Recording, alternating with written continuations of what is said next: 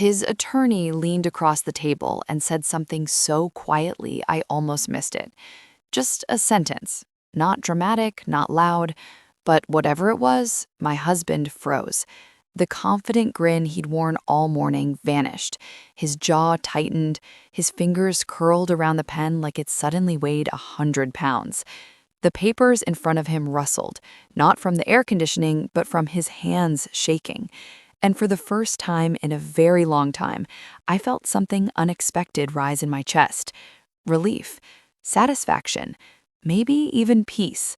I smiled, not because I'd won, not yet, but because I finally knew the waiting was over. I am jumping ahead. You deserve the full picture before you understand why that moment mattered so much, why everyone in that room thought I was finished, and how the woman they dismissed as broken was actually the only one who knew exactly how this would end. My name is Claire Donovan. I'm 36 years old, and until a few months ago, I was married to Ethan Donovan, 16 years together, long enough to build a life, long enough to lose yourself in it. Long enough for people to assume the roles were permanent, the provider, the supporter, the background character. I learned early which one I was supposed to be. I met Ethan when I was 18. I'd just finished school and couldn't wait to leave my hometown. Not because it was awful, just small. I wanted more movement, more control, more air. I took a job downtown as an admin assistant for a commercial firm. Nothing glamorous, low pay, long hours, but it was mine. I learned fast. I noticed things. I kept quiet when it mattered and paid attention when others didn't.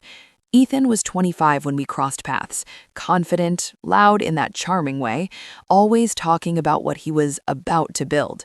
He spoke like success was already booked and waiting on his calendar. I believed him. I helped him. That felt like love back then. We married young, too young, probably. Our son arrived not long after.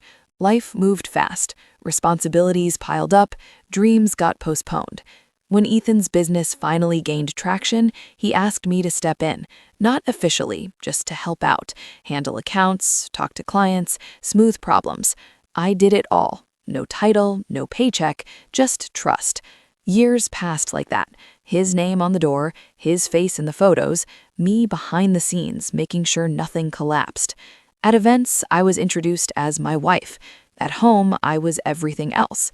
Somewhere along the line, gratitude turned into expectation, then criticism, then distance, and finally, 3 months ago, he sat me down at our kitchen table and told me he wanted a divorce.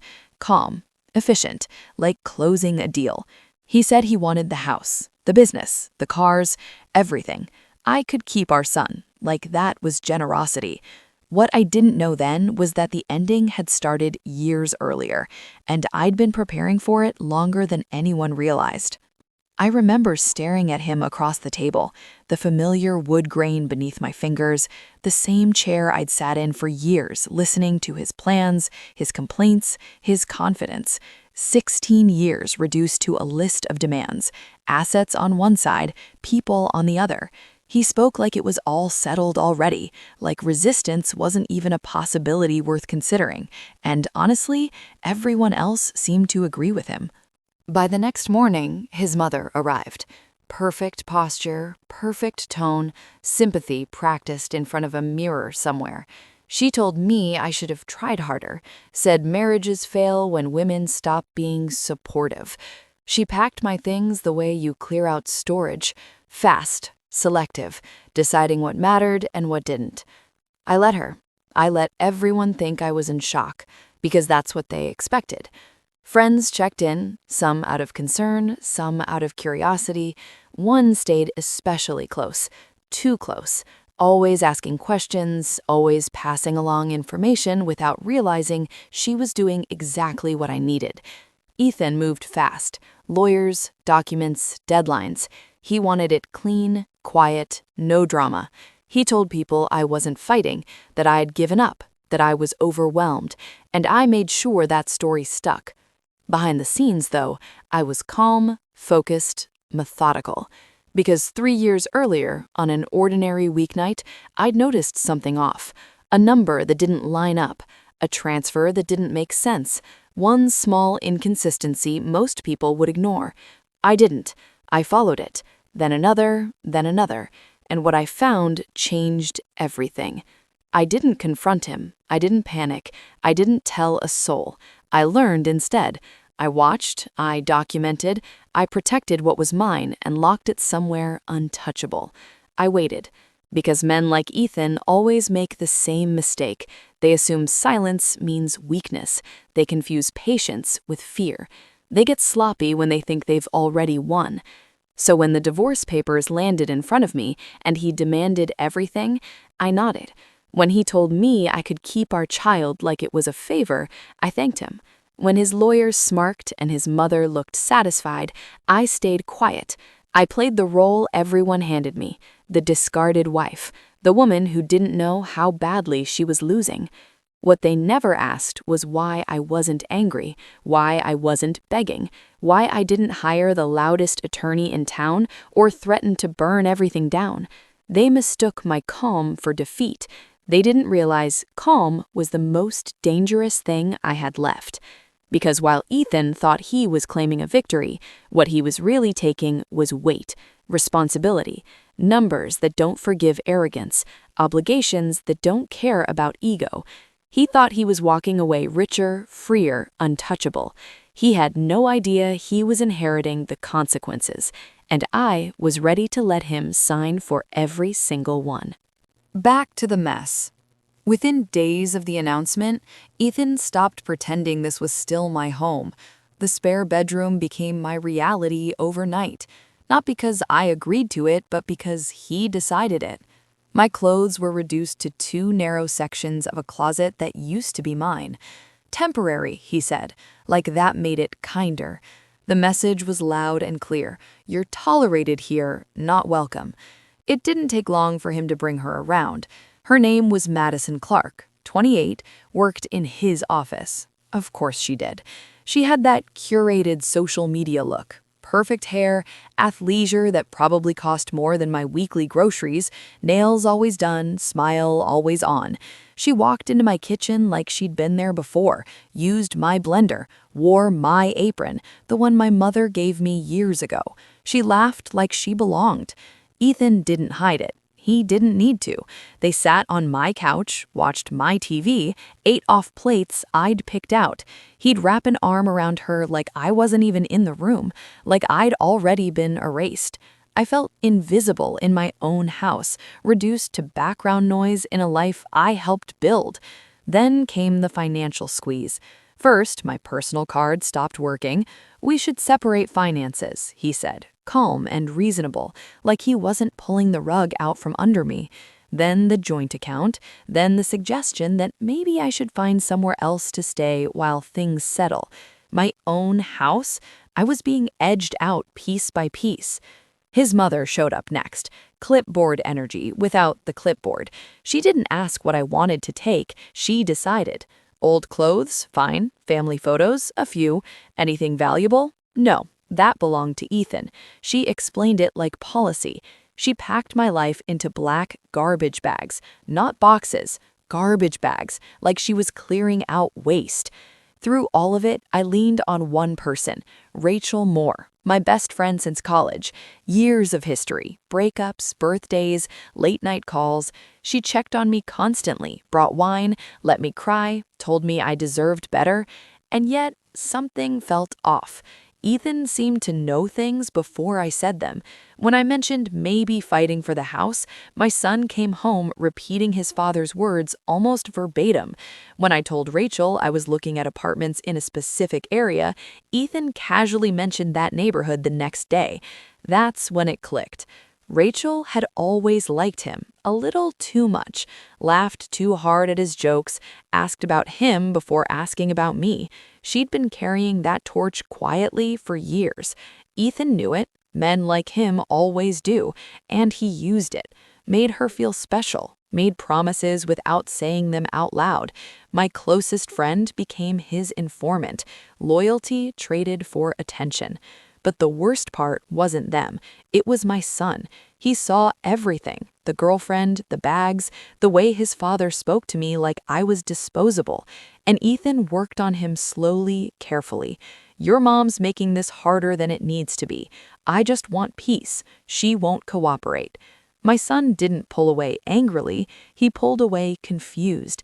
And that hurt more than anything. I could lose the house. I could lose money. I could rebuild. But watching my child question me, that cut deep. That's when I called a lawyer. Her name was Margaret Hale, early 50s, sharp eyes, no patience for nonsense. She laid everything out plainly. I was entitled to half, the house, the business, everything. We fight, she said. I looked at her and asked quietly, what if I don't want to? She stared at me like I'd lost my mind. Everyone thought I had. They were wrong. Moving into the apartment was supposed to be temporary. That's what I told myself, what I told my son, what I told anyone who asked. 2 bedrooms, 1 bath, a kitchen barely big enough to turn around in. The furniture was secondhand. The boxes stayed stacked like reminders I couldn't ignore. Ethan, meanwhile, posted photos online. New beginnings, fresh energy, blessed. His mother chimed in with heart emojis. Friends sent me screenshots like I needed proof. Everyone had advice. Get a shark. Take him for everything. Don't be a doormat. They couldn't see what I was doing. That's the point. When people think you've quit, they stop paying attention. They talk freely. They get careless. That's when the truth leaks out.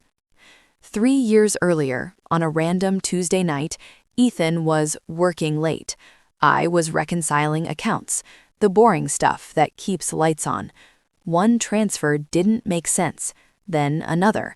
I followed the trail past midnight, coffee gone cold, heart pounding. By 3 a.m., the picture was clear and ugly. Loans stacked on loans. Our house wasn't owned outright. It was buried. Multiple mortgages. The business lines maxed. Taxes overdue. Vendor balances rolling forward. Even the cars were leases with balloon payments looming. We didn't own a lifestyle. We rented it. I did the math twice because I wanted to be wrong. Total debt dwarfed the assets. Then I kept digging. Crypto punts blown up, casino withdrawals disguised as expenses, a short-term rental I'd never seen, furnished for someone I didn't know. Watches, trips, suits. The empire was smoke. From a distance, it looked solid. Up close, it crumbled. My instinct was to confront him, to demand answers. I didn't. Ethan could talk circles around doubt. He'd minimize, gaslight, blame. Worse, if he knew I knew, he'd try to reach what was mine. I'd always kept a line of separation, old retirement accounts from my first job, an inheritance from my aunt, clearly titled, never mixed, not secret money, just mine. The law is picky about that, and I was careful. I protected it. I moved funds into a trust for my son with help from a retired CPA who owed me a favor. Irrevocable, locked. Education, emergencies, a future no one could touch. Then I documented everything. Statements, notes, copies in 3 places, digital backups encrypted, and then I waited. Back in the present, Margaret listened while I laid it out. She read silently, eyes narrowing, then widening. "You've known for years," she said. I nodded. "And you want him to take it all." I nodded again. Understanding clicked. The room felt electric. "Assets come with liabilities," she said slowly. "If he insists, we let him." From then on, I became exactly what they expected. Tired, soft-spoken, apologetic. In mediation, I asked for very little, enough to land on my feet. Personal belongings, shared custody, a small cash number that made the mediator squirm. Ethan agreed instantly. He mistook restraint for surrender. His confidence grew. He bragged that I hadn't fought, bought himself a flashy watch on the company card, took Madison to our old anniversary spot, and posted captions about the right partner. She redecorated the house, painted over my choices with flat gray. I smiled and said nothing. Rachel kept calling, fishing. I fed her crumbs. Within hours, Ethan relaxed. My son noticed things didn't add up: the watch versus the school trip, the shopping bags versus the tight budget. One night, he asked me if his dad was actually rich. I told him to wait. Behind the scenes, the agreement took shape. Every asset listed, every debt attached. A disclosure thick with numbers, black and white. Poetry, Margaret called it, the kind that ruins liars. 2 weeks before the hearing, Ethan's lawyer suggested an audit. Ethan refused, signed a waiver, pushed by impatience. I slept better than I had in years. I kept my head down and my mouth shut, the way survival teaches you. Each day felt like slow motion, but I stayed disciplined. No late texts, no emotional slip-ups, no clues. I watched patterns, noted dates, and waited for leverage to ripen. The city outside kept moving, buses hissing, sirens fading, life indifferent. Inside, I was steady. This wasn't rage, it was resolve, and resolve doesn't rush. I trusted the math, the law, and my patience. 3 quiet allies that never panic, never posture, and never lie when pressure finally shows its teeth. They wait, breathe, and strike only when timing is perfect. The night before the hearing, Ethan texted me. "Thanks for keeping this civil." I stared at the screen longer than I should have. 16 years together, and that was the takeaway. Not gratitude, not accountability, civility. I typed back the only thing that fit the role I was playing. I just want what's best for our son. It wasn't a lie, it just wasn't the whole truth. The morning of the hearing arrived clear and bright, like the universe was trying to be ironic. I dressed plainly, navy dress, no jewelry, hair pulled back tight. I wanted to look small, worn down, the woman who'd lost the fight before it started. Ethan arrived early, relaxed, expensive suit, that new watch catching the light every time he moved his wrist. Madison waited in the hallway, scrolling her phone, bored already. His mother sat in the gallery, lips pressed in a satisfied line. They looked like a team, celebrating before the game ended. The judge entered, efficient and unreadable. Years on the bench had sanded away surprises. The lawyers summarized the agreement: assets to Ethan, cash to me, clean break. The judge looked at me longer than expected, eyes sharp, searching for hesitation. She asked if I understood what I was giving up. I nodded, voice steady, hands folded. I said I wanted it over. She paused, then proceeded. Adults are allowed to make choices, even terrible ones. Pages slid across the table. Ethan signed quickly, barely glancing down. He was already gone, mentally. I signed slowly, every line deliberate. Across the room, his lawyer flipped pages, frowning. He reached the addendum, the disclosure. Numbers stacked neatly, mercilessly. Confusion crossed his face. He leaned in, whispering. Ethan waved him off. Not now. Almost done. The whisper grew urgent. Ethan finally looked, really looked. His color drained. He scanned the totals, the footnotes, the liabilities attached like anchors, mortgages eclipsing value, business debt bleeding red, leases, penalties, guarantees. The win he'd been savoring inverted in real time. He stood, chairs scraping. Accusations spilled out. Fraud, tricks, lies. The judge shut it down, voice cooled. Sit down. His lawyer produced the waiver, the recommendation for an audit, Ethan's signature, clean, clear, voluntary. The judge asked if that was his signature. A long pause. Yes, the agreement stood. The room went quiet in that way that feels heavy, like gravity increased. Ethan looked at me, eyes wide, betrayed. You knew. I met his gaze, calm, honest. I handled the books. Understanding hit him like a delayed wave, the realization that no one had done this to him. He'd done it himself. He tried to withdraw. Too late. The gavel fell, dissolved. Assets awarded, liabilities included. I stood, gathered my things, smoothed my dress. I told him, quietly, that he'd asked for everything. I gave him exactly that. In the hallway, voices rose, his lawyers measured replies, the waiver, the refusal. Through glass doors, Madison's expression changed as she listened. Confusion gave way to calculation. She left before the elevator arrived. Fast steps, no goodbye. Outside, the air felt lighter, not triumphant, clear. Behind me, a life collapsed on schedule. Ahead, something smaller, but real. Within weeks, the fallout accelerated. Madison moved out overnight. The house hit the market and stalled. Calls from banks replaced applause. Vendors filed claims. The business seized up. Pride doesn't pay invoices. Ethan started borrowing apologies the way he'd borrowed money, from family, from friends, from me. I didn't respond. Some bridges are meant to stay burned. His mother tried through our son. Excuses, regret. He told her I was busy building a life. He wasn't wrong. My son saw the truth assemble itself without my commentary. The watch vanished, the stories shifted, the excuses multiplied. He hugged me one night, hard, the way teenagers rarely do. Understanding doesn't need speeches, it needs evidence.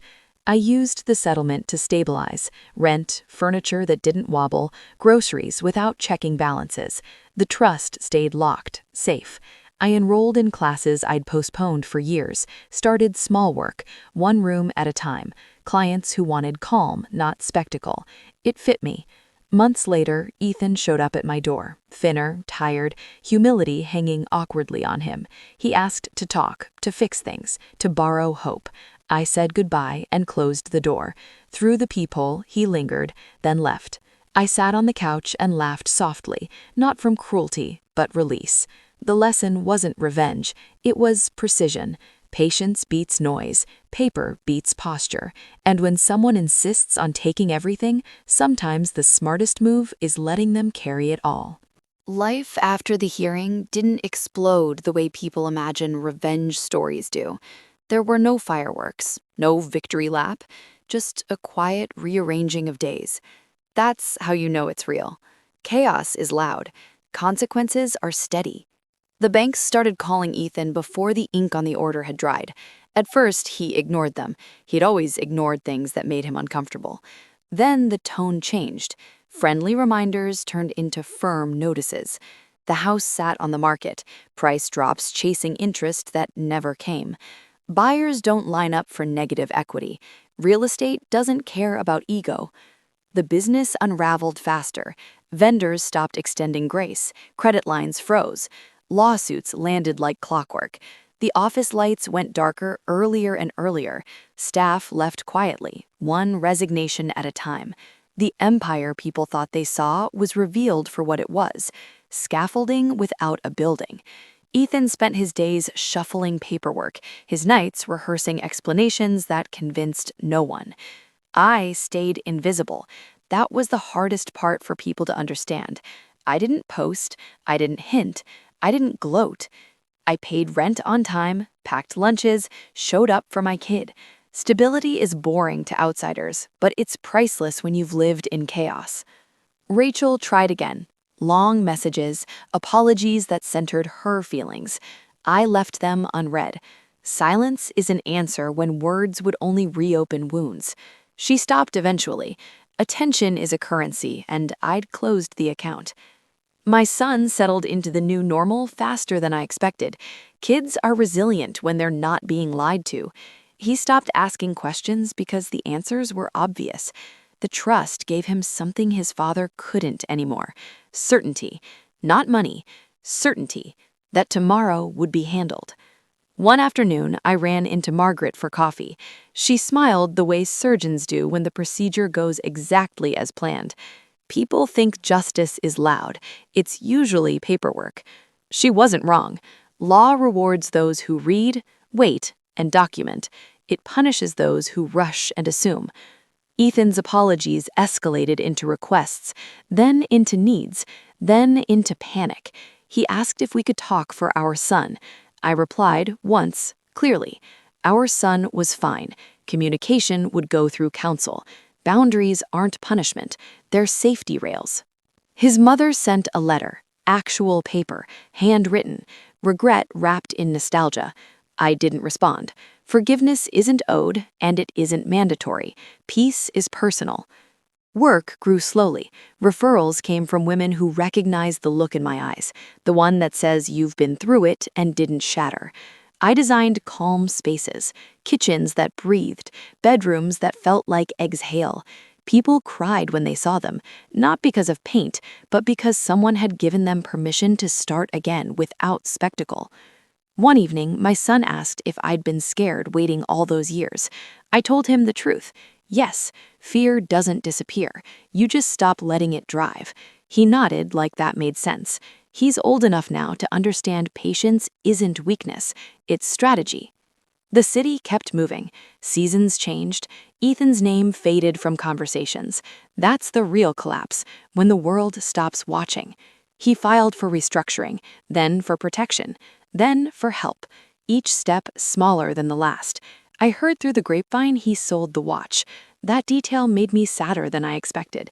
Symbols matter to people who mistake them for substance. I didn't win a war. I reclaimed a life. There's a difference.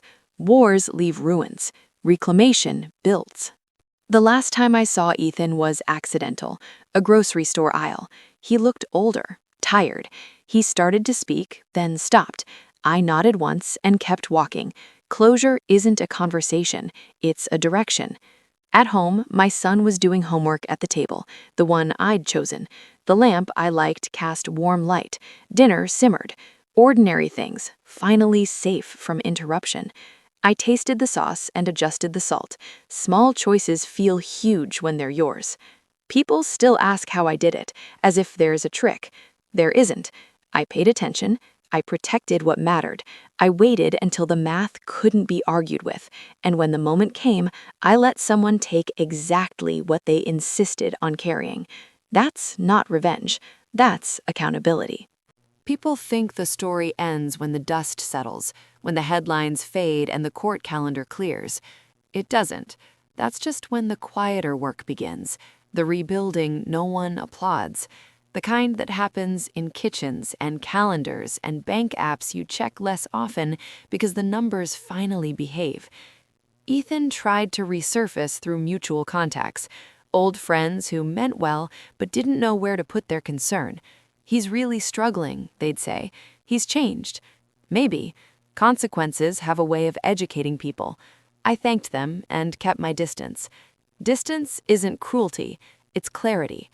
The business finished unwinding that winter. Notices arrived, then stopped. Silence replaced noise. The house went to a short sale after months of reductions and open houses that smelled like desperation and cheap candles.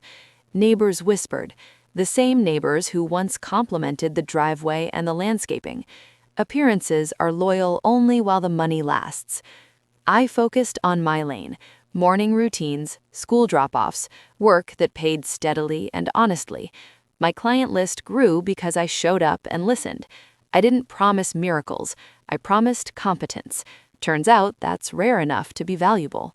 One night, my son brought home a permission slip for a school trip, Washington, D.C. He hovered, waiting for the old reflex to kick in, the hesitation. I signed it without blinking. His shoulders dropped. Relief looks like that. Small, quiet, unforgettable. We didn't talk about why it mattered. We didn't need to. Rachel finally sent a last message. Short, no excuses, just an apology that didn't ask for absolution. I considered it, then archived the thread. Forgiveness can be private. Re-entry is optional. Margaret checked in after a year. She said my case had become a quiet legend at her firm, not because it was flashy, but because it was clean. You played the long game, she said. Most people don't have the stomach for that. I laughed. It wasn't a game. It was survival with a plan. The trust statements arrived quarterly. Boring documents. Perfectly boring. The kind that means stability is doing its job. My son asked questions about interest and timelines. I answered honestly. Knowledge builds confidence faster than lectures ever could. Ethan's requests turned into regrets, then into silence. I heard he took contract work out of state. Australia, maybe? Or Canada. Somewhere far enough to feel like a reset. Geography doesn't fix patterns, but it can buy space. I wished him well, in the abstract way you wish storms to pass without hitting your house again. At work, I started mentoring women in transition, men too, anyone who'd been blindsided and needed a map. I told them the same thing every time. Read everything, document everything. Don't rush your feelings into decisions. Emotion is real, but it's a terrible accountant. My son grew taller, louder, happier. He stopped scanning rooms for tension, started inviting friends over without asking if it was okay. That's how you measure safety, not by locks, but by laughter. On an ordinary Tuesday, I repainted the hallway. Same color I liked. No committee, no compromise. I stood back, hands on hips, and smiled at the wall like it had done me a favor. Control feels like that, subtle and deeply satisfying. People still message me asking for the secret. There isn't one. Pay attention early. Protect what matters. Keep your money clean. Keep your records cleaner. And when someone insists on taking everything, make sure everything is accurately labeled. Because paper doesn't lie, numbers don't flinch, and patience, when paired with preparation, outlasts arrogance every single time. I didn't take revenge. I chose reality, and reality, handled properly, does the rest. Time has a way of sanding down sharp edges, not erasing them, just making them easier to hold. A year after everything finalized, my life looked ordinary from the outside. That's how I knew it was finally healthy. No chaos, no emergency calls, no waiting for the other shoe to drop. Ethan resurfaced once more, indirectly. A forwarded email from his attorney about a minor custody adjustment request. Nothing dramatic, just logistics. I approved what made sense, declined what didn't, and moved on. The power wasn't in saying no, it was in choosing without fear. Work settled into a rhythm, projects stacked neatly on my calendar, deadlines met, payments cleared. I upgraded tools, slowly, responsibly. Success that doesn't announce itself tends to last longer. Clients stopped asking where I'd come from and started asking when I was available. Reputation builds quietly, brick by brick. My son started high school. New backpack, new schedule, new confidence. He joked more, slept better. When kids stop monitoring adult moods, they grow faster. He asked once if I'd ever loved his dad. I said yes. Love doesn't cancel accountability. He nodded, satisfied with the honesty. The trust did its quiet work. Interest accrued, statements stayed boring, exactly as intended. I taught my son how to read them, how to question fees, how to understand compounding. Financial literacy is a love language in my house now. I ran into Ethan's mother at a pharmacy.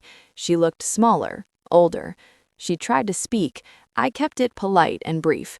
Some conversations are expired. She nodded, understanding more than she wanted to admit.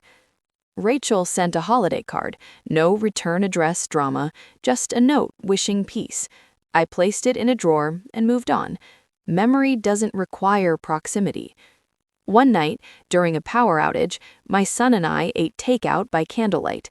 He laughed about how calm it felt compared to storms from before. That's when I realized the biggest win wasn't financial, it was emotional insulation, the ability to handle disruption without panic. I started writing again, not for an audience, for myself. Notes about patterns, red flags I ignored, decisions I'd repeat. I didn't shame my past self. She did the best she could with the information she had. Growth is compassionate, or it's fake. Occasionally, I'd hear updates about Ethan through distant channels. Contract gigs ending, moves that didn't stick, apologies that didn't land. I felt no rush of satisfaction, just confirmation. Systems correct themselves eventually. I expanded the business modestly. One contractor, clear terms, transparent books. I refused shortcuts. The peace was worth more than speed. When people asked why I was so careful, I smiled. Experience teaches thrift. My son brought home a friend whose parents were mid-divorce. He asked if they could stay for dinner. We cooked extra and kept the talk light. Later, the kid thanked me for the calm. That word again, calm.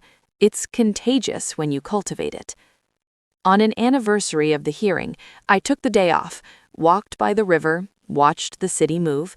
I didn't think about courtrooms or signatures. I thought about how patience had carried me here, how preparation had turned fear into leverage, how silence, when intentional, can be louder than shouting. I don't tell my story unless it helps someone. It's not a trophy, it's a map, one that says you don't have to match someone's chaos to survive it. You can choose clarity, you can choose timing, you can choose to let people take exactly what they demand, as long as the ledger is honest. At home that evening, I cooked a simple meal. We ate, we laughed, we planned a trip.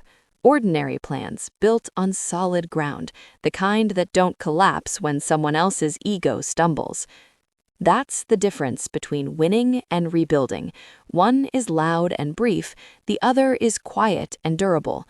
I chose durable, and every normal day since has proved it.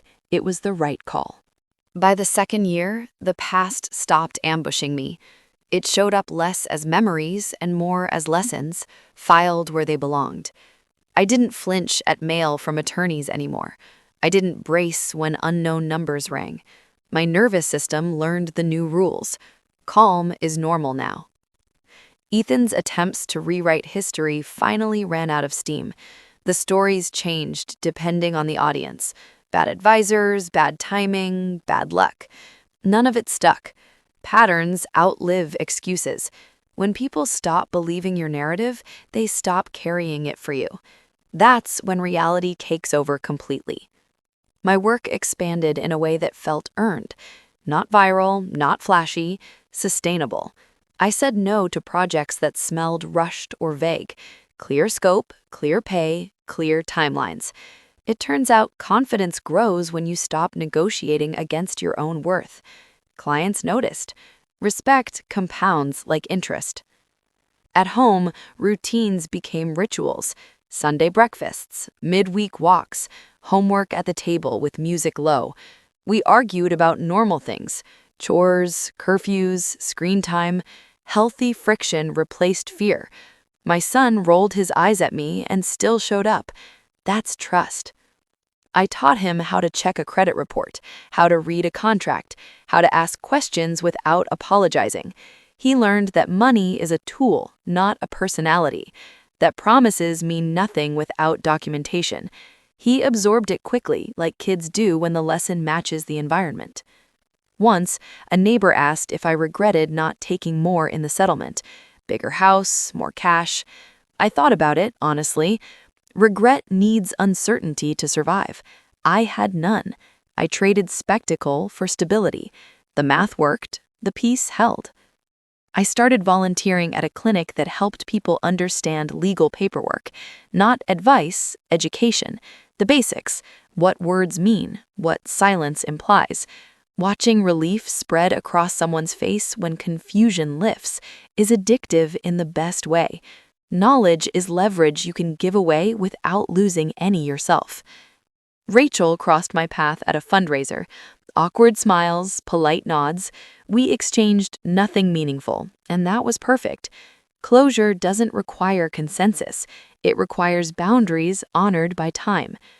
I heard Ethan had settled somewhere smaller, a rental, a job with set hours, no staff, no spotlight. There's dignity in rebuilding when you stop lying to yourself. I hoped he'd found it, from afar. On a rainy afternoon, my son asked if I'd ever be afraid again. I told him probably. Courage isn't the absence of fear, it's preparation that makes fear manageable. He grinned like he'd been waiting for that answer.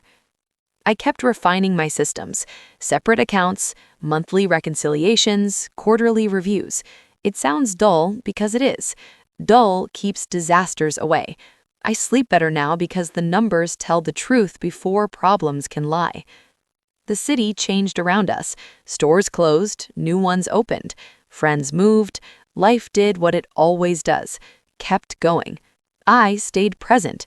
Presence is a skill you earn after chaos teaches you what distraction costs. One evening, I found the old apron in a box, the one that had been used so casually by someone who thought ownership was about access. I washed it, folded it, and put it back in rotation. Reclaiming doesn't have to be dramatic. Sometimes it's just continuity restored. I don't measure success by what I avoided anymore. I measure it by what I can plan without flinching. Trips booked months out, commitments made confidently, promises kept to myself. If there's a single truth I'd pass on, it's this: let your choices be boring and your records be impeccable. Drama feeds on ambiguity. Precision starves it. I didn't disappear, I stabilized, and stabilization, sustained long enough, becomes freedom. The funny thing about freedom is that it doesn't announce itself. It arrives quietly, disguised as routine. You wake up one morning and realize you're no longer bracing for impact, no longer calculating exits, no longer managing someone else's chaos. You're just living. By the third year, Ethan had become a story people told in the past tense, not with anger, with distance. His name came up less and less until it barely registered at all. That's the real end of things. Not closure, not apologies, but irrelevance. When someone loses the ability to affect your day, they've truly lost their power. My son stopped asking questions about the divorce entirely.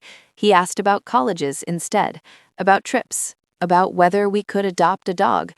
Those questions felt like milestones, proof that his future wasn't being shaped by damage control anymore, but by possibility. We took a short trip that summer, nothing extravagant. A rented car, a small place near the water.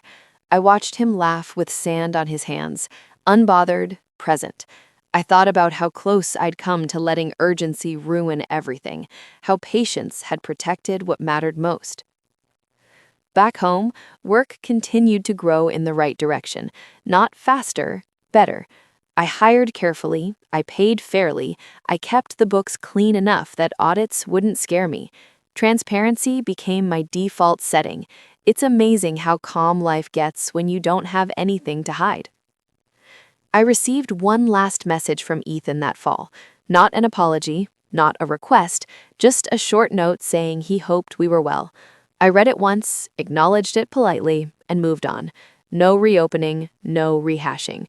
Some doors don't need to slam. They can close softly and stay shut.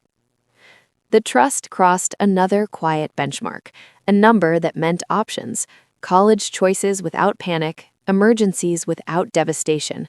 I showed my son the statement and explained what it meant, what it didn't. Money doesn't solve life. It cushions mistakes. That's enough. One evening, while cooking dinner, I realized I hadn't thought about courtrooms in months, or signatures, or addendums. My life no longer revolved around what someone else had done to me. It revolved around what I was building. Friends started coming to me not for drama, but for advice. How to prepare, how to protect themselves, how to slow down when everything feels urgent. I told them the truth. Don't rush decisions made in pain. Don't confuse loud with strong, and never assume someone else has your best interests at heart more than you do. I kept my records boring and my boundaries clear. I planned ahead. I rested without guilt. I laughed easily. Those are the rewards no settlement can buy. If I could speak to the woman I was years ago, I wouldn't warn her. I wouldn't scare her. I'd tell her to pay attention, to trust her instincts, to document quietly, and to remember that sometimes the smartest move isn't fighting for what looks valuable, it's letting someone else take it when it's poisoned. People love stories about revenge because they're loud. I prefer stories about survival because they last. What I built after wasn't bigger than before. It was truer, and that made all the difference. When someone insists on taking everything, make sure they take the truth with it, the full weight, the real numbers, the obligations they ignored. Let the math finish the conversation. That's how you walk away clean, not empty-handed, clear. And clarity, once you have it, is impossible to steal. The dream I shelved in my early 20s, the one I told myself I'd come back to someday, finally got my attention again. Not because everything was perfect, but because it was mine. I didn't rush it. I didn't need to. I started small, quiet, honest work, the kind that builds slowly but lasts. My first real client was a woman named Linda, mid-50s, fresh out of a long marriage that ended without warning. She stood in the middle of her new place, boxes everywhere, keys still unfamiliar in her hand, and asked me the same question I once asked myself. How do you even begin again? I didn't give her a speech. I told her the truth. One decision at a time. One room. One small win. We painted her kitchen a soft green that felt like breathing. She cried when it dried, said it felt like hope. I knew exactly what she meant. A few months later, there was a knock at my door I wasn't expecting. Ethan. He looked smaller somehow. Not just thinner, but quieter, like life had finally spoken louder than his excuses. He said he didn't know things were this bad, said he'd made mistakes, said he didn't mean for any of it to happen. I listened. I really did. Not with anger, with clarity. When he asked if we could talk, if we could maybe figure something out, I reminded him gently that he already had. He asked for everything, and he received exactly that. I wished him well and closed the door. I didn't slam it. I didn't need to. That night, after my son went to sleep, I sat on the couch and looked around my place. Not big, not fancy, but steady, safe. Every choice inside it belonged to me. I thought about the women before me who warned quietly instead of shouting, the ones who said to keep your money clean, to know your value, to never let comfort turn into dependency. I finally understood what they meant. Freedom doesn't look like fireworks. It looks like peace. It sounds like silence that isn't heavy. It feels like waking up without fear sitting on your chest. It's knowing that no one can pull the ground out from under you again because you built it yourself. If this story stayed with you, if any part of it felt familiar, know this. Patience is not weakness, preparation is not paranoia, and walking away clean is sometimes the strongest move you'll ever make. Thank you for spending your time here with me. More stories like this are already waiting on your screen. Click one and keep going. I think you'll find something there you didn't know you needed. I'll see you in the next one.